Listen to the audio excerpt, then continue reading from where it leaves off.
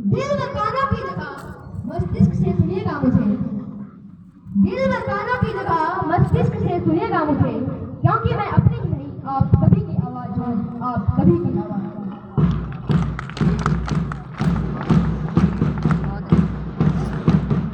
और चलते रहते हैं पथ पर कि चलने में माहिर हो जाते हैं। आओ चलते रहते हैं पथ पर कि चलने में माहिर हो जाते हैं।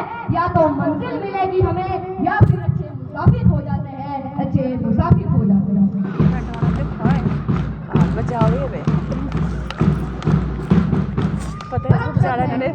स्वर्ण जयंती उत्कृष्ट राजकीय वरिष्ठ माध्यमिक विद्यालय नवगांव के वार्षिक पारितोषिक वितरण समारोह के मुख्य अतिथि उप निदेशक उच्चतर शिक्षा सोलन डॉक्टर जगदीश चंद्र नेगी, मंच पर विराजमान अन्य गणमान्य महानुभाव, मैं युवराज कक्षा 9वीं का छात्र आप सभी के समक्ष संस्कार युक्त शिक्षा विषय के ऊपर कुछ विचार लेकर उपस्थित हुआ।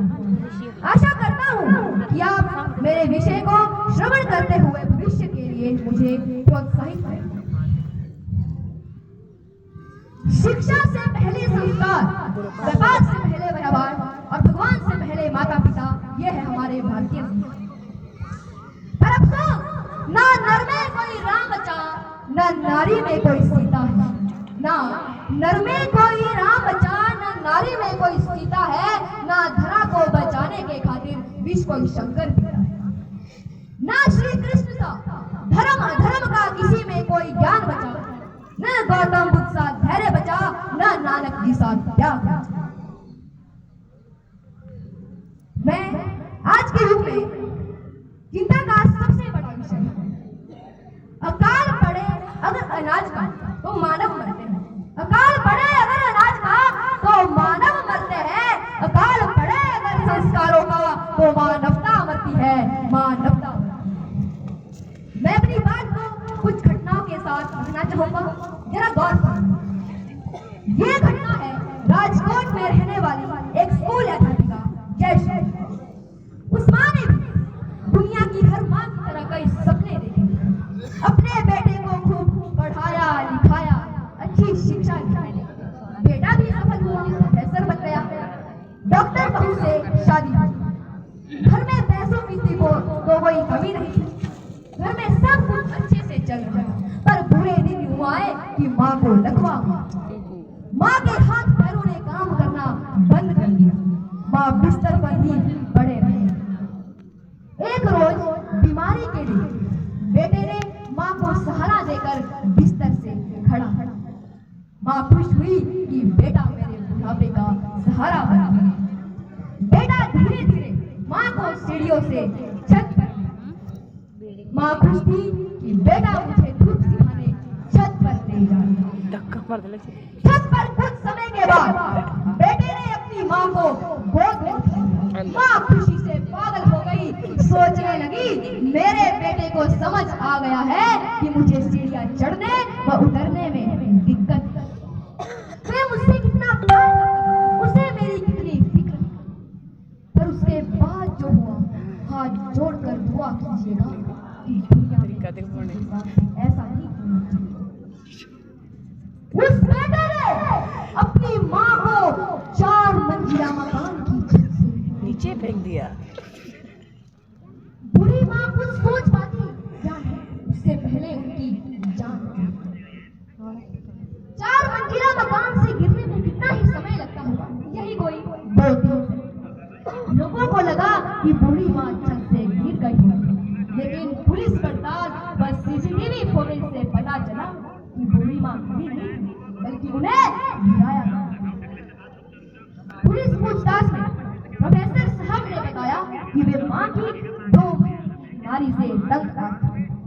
वे उनसे छुटकारा पाना चाहते। इल्म की तासीर जब करूर में बदली, बुनियाद रिश्तों की महज दस्तूर में बदली। 2 महीने से परेशान होकर प्रोफेसर साहब ने 9 महीने तक अपने पेट में रखने वाली माँ को जान से मारा। ऐसा ही कुछ हुआ मुंबई की आशा शहीद। बेटा अच्छी शिक्षा लेकर विदेश चला गया। बेटे ने माँ की कोई खोज खबर नहीं, माँ बिस्तर पर पड़ी पड़ी फिर मर गई और उनका शरीर कंगाल में बदल गया। लगभग 1.5 साल तक बेटे ने माँ की कोई खबर नहीं, और जब वो घर लौटा तो उस बिस्तर पर उन दोनों के रिश्ते की तरह एक खोखला हड्डियों का ढांचा पड़ा हुआ।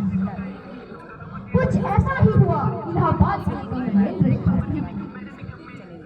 ऐसा ही होता है हर कस्बे के किसी ना किसी बुजुर्ग के। यहाँ एक आम घटना हुई होती तो हम मान लेते कि उनकी मानसिकता में ही विकार होगा, पर ये घटनाएं तो सामान्य होगी। अखबारों पर हर रोज यही घटनाएं दिखाई देती हैं, और इनमें से एक दुखद विषय तो यह कि ये घटनाएं ज्यादातर उन्हीं क्षेत्रों में होती है जहाँ पर लोगों को अच्छी शिक्षा मिलती है। इन घटनाओं की गवाही हमें पद पर मिलती है। जेएनयू जैसे शैक्षणिक स्थानों पर भारत तेरे टुकड़े होंगे जैसे नारे लगाए जाते हैं। प्रदर्शन के नाम पर पूरी ट्रेन को आग में झोंक दिया जाता है। हड़ताल के नाम पर 6-6 महीने तक सड़कों को बंद कर दिया जाता है। सरकारी दफ्तरों में तोड़फोड़, संसद की मर्यादा को भूलकर अंदर हंगामा खड़ा कर दिया जाता है। हम देश के बाहर तो कभी दुश्मनों से हारे नहीं हैं। हम देश के बाहर तो कभी दुश्मनों से हारे नहीं हैं, पर दुख होता है जब हम देश के अंदर ही आए हुए हैं। और इन्हीं सभी घटनाओं से स्पष्ट होता है कि शिक्षा तो है पर संस्कार कहाँ खो गए। जी हाँ, इसका उत्तर भी मेरे पास। जिस प्रकार से आज की पीढ़ी का पालन पोषण हो रहा है, उस प्रकार से हम डॉक्टर, इंजीनियर, प्रोफेसर आदि तो बनता रहे हैं, पर अफसोस एक अच्छा इंसान नहीं बन पाए। महोदय, मैं इस बात को स्पष्ट कर लेना चाहता हूँ कि मैं यहाँ पर किसी शिक्षा नीति को कोसने खड़ा नहीं हूँ, क्योंकि दुनिया की हर शिक्षा नीति ऐसे ही काम करती है। अकादमिक शिक्षा नीति में संस्कारों से कोई लेना देना नहीं। संस्कार देने का काम समाज करता है, परिवार करता है, माँ बाप करता है। और अगर संस्कार खो रहे हैं तो इसकी जिम्मेदारी भी हमारी है। पर आज के युग में तो बच्चों को घर में रखा ही कहा जा रहा है। संस्कार सीखने की उम्र में उन्हें रट्टा मारना सिखाया जा रहा है। तारे जमीन फिल्म का वह दृश्य याद है जब माँ बाप अपने बच्चे को बोर्डिंग स्कूल में छोड़कर रवाना हुए। बच्चा अपनी माँ का पल्लू पकड़कर रो रहा है। भीड़ में यूं ना छोड़ो मुझे माँ, भीड़ में यूं ना छोड़ो मुझे माँ, कि घर लौट कर भी आना पाऊं, कि घर लौट कर भी ना आ पाऊं। क्या इतना बुरा हूं मैं माँ, क्या इतना बुरा हूं? फिर भी माँ बाप निष्ठुर होकर चल गए। और जब बच्चा संवेदनशील होने लगता है तो परेशान हो जाता है।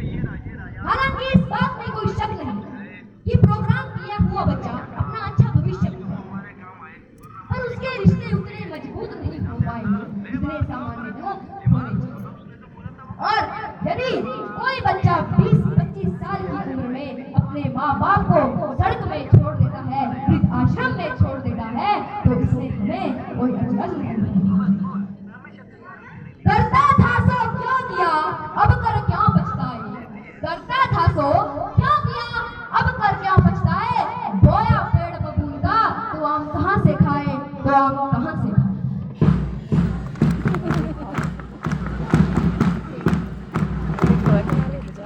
जब प्यार बोया है, सम्मान बोया ही नहीं, तो उन्हें पाने की उम्मीद भी क्यों।